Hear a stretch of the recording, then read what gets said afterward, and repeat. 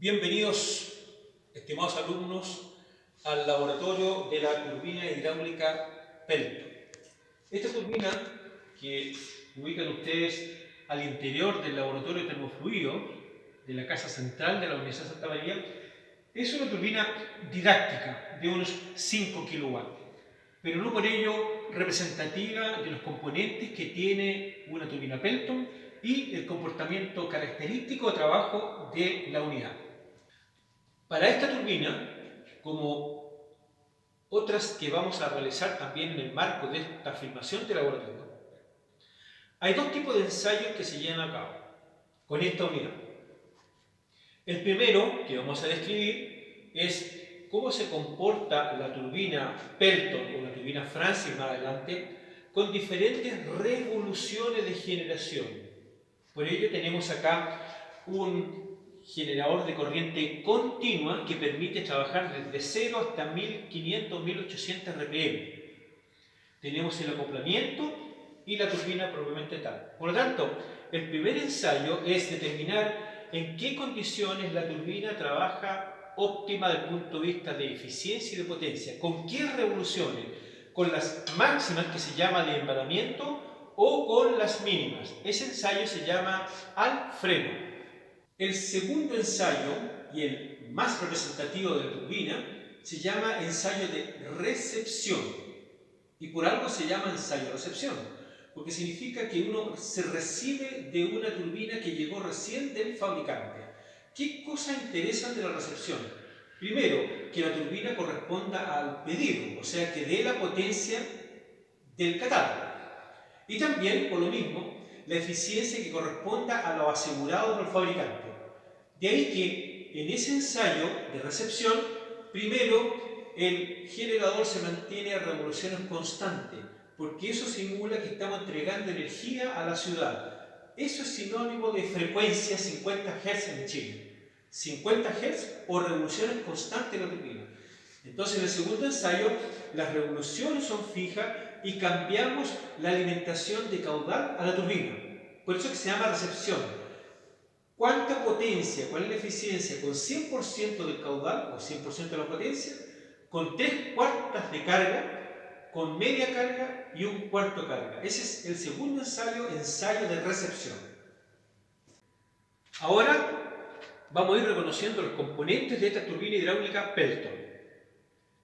Primero que nada, esta turbina es una turbina de acción, de tal modo que toda la presión o la altura del salto la convierte en velocidad a través de estos dos componentes, la needle o la aguja y la nozzle o la tobera. Ustedes ven que este es el movimiento que hace el controlador de flujo al interior de la turbina. ¿Ven?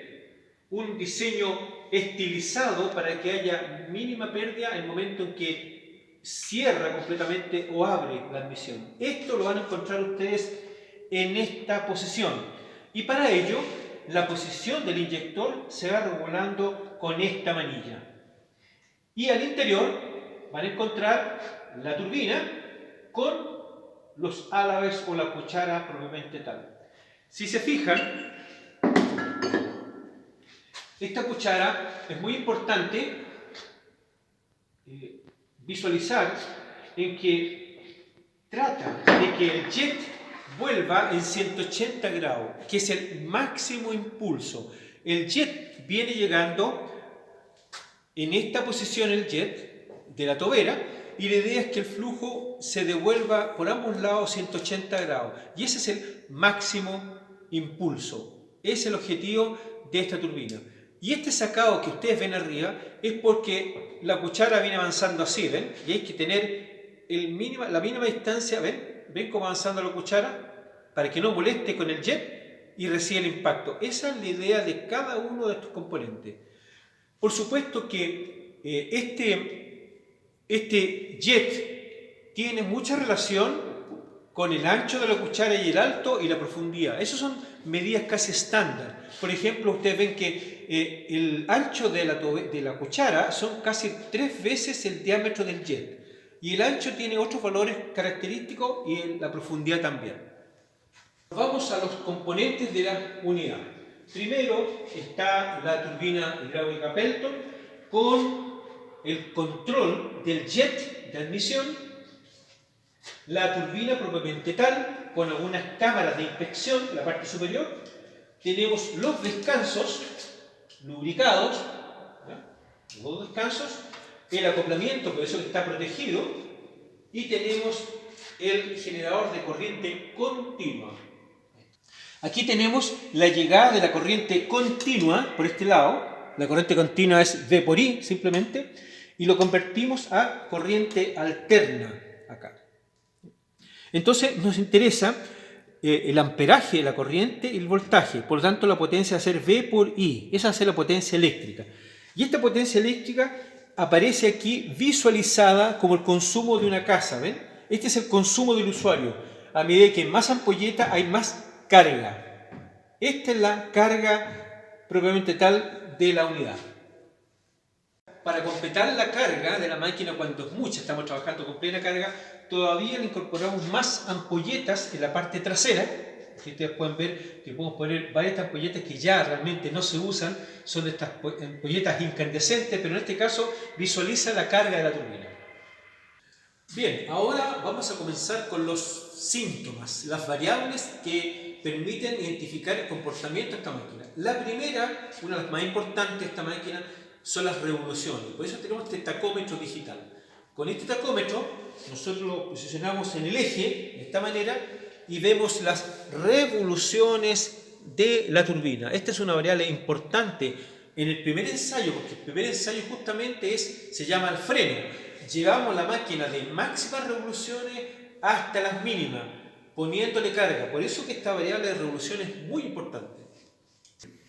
Bien, ahora nos encontramos en la posición de admisión de la turbina. Tenemos el control del inyector y atención, que este manómetro es el que me dice la altura neta del proyecto. Por ejemplo, ustedes ven acá una escala de 0, 2, 4, 6 bar o 20 metros, 40 metros, o si no internamente en rojo con PSI, ¿no es cierto? Pero nosotros vamos a trabajar con bar. Por ejemplo, la turbina puede estar trabajando con 4 bar, 40 metros de salto. Eso significa la altura neta del salto. A ello hay que agregarle otra variable que es el C cuadrado 2G, que es la altura dinámica, que es muy poca, pero esto es la altura neta más importante de la máquina. Bien, ahora nos encontramos en otro medidor importante para caracterizar el comportamiento de la turbina, que es el flujómetro, ¿no? El flujómetro electromagnético. En este caso nos da instantáneamente cuál es el caudal de operación. Por ejemplo, esta máquina trabaja hasta unos 15 litros por segundo, entonces da directamente el caudal de operación. Entonces, muy exacto este flujómetro. Aquí tenemos otro tipo de caudalímetro. Este es un contador de vuelta en casi, ¿no es cierto? Aquí entre el 0 y 1 pasa 1 metro cúbico. Entonces podemos tomar el tiempo que se demora avanzar 1 metro cúbico por esta tubería. Pero más exacto es el medidor electromagnético que vimos anteriormente. Este es un cuentalitros. Bien, aquí nos encontramos con el estanque, que es como un hidropack, que simula el salto con el cual va a trabajar la turbina Pelton. Una bomba alimenta con agua este estanque, aquí tenemos aire, entonces se crea un pulmón. Con ello podemos simular, por ejemplo, en este caso, aquí está trabajando la máquina con 40 o con 60 metros de salto, 4 o 6 metros, ¿no? Esa va a ser mi altura estática, que no debe cambiar durante la operación porque es como el salto de agua de la turbina. Este es un valor de referencia y nosotros lo simulamos a través de una bomba que me mantiene esa presión. Bien, nos encontramos, como ustedes ven, este es el estanque de acumulación de presión. Aquí tenemos el manómetro que indica qué presión tenemos del salto. Con esto podemos simular 40 o 60 metros de altura. Y esta presión es la que suministra la bomba, que pueden verla ustedes a la vuelta.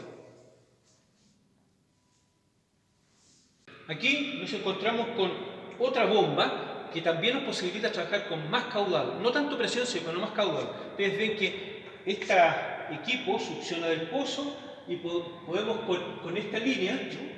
Esta línea alimentar al estanque verde que vimos que es acumulación de presión.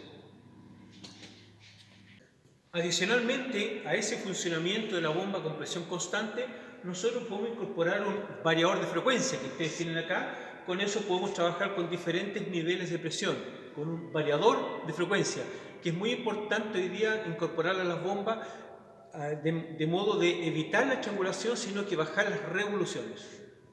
Bien, aprovechemos ahora de hablar de un proyecto real, no tanto de laboratorio. ¿Qué necesita la turbina? Necesita un control. ¿Qué es lo que es control? Mantener la frecuencia de generación de la máquina o las revoluciones. ¿Cómo lo hace este Electronic Load Controller? Como ustedes ven acá, una de las cosas más importantes es mantener en Chile la frecuencia 50 Hz. Esta es muy importante, que el control se fija solamente en mantener los 50 Hz.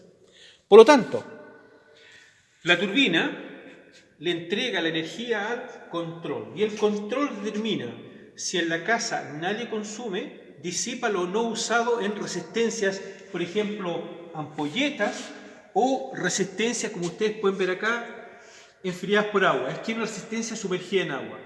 Esta es la carga del generador. Por ejemplo, si la turbina que vimos es de 5 kW y en el día nadie consume los 5 kW, el control disipa 5 kW de las resistencias eléctricas. En la noche, cuando hay necesidad de consumo, hay 2 kW de consumo a la casa, entonces el control manda 2 a la casa y disipa 3. Y en el momento en que la casa consume más, puede llegar el momento en que le entrega los 5 kW a la casa y queda 0 disipando. Pero lo que se fija el equipo es mantener la frecuencia constante. Está permanentemente jugando según la demanda, de manera de mantener la calidad de la frecuencia, que es lo mismo que las grandes centrales hidroeléctricas, mantener la frecuencia en Chile.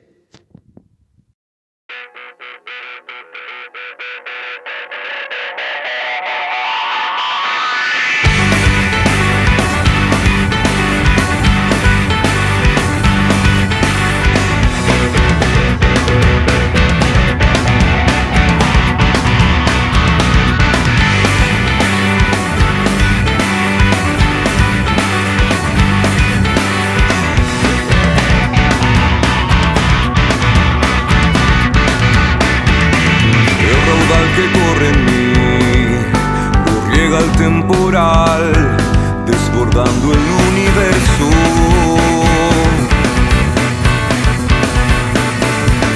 Subterráneo mi origen, la piedra ancestral, la corona de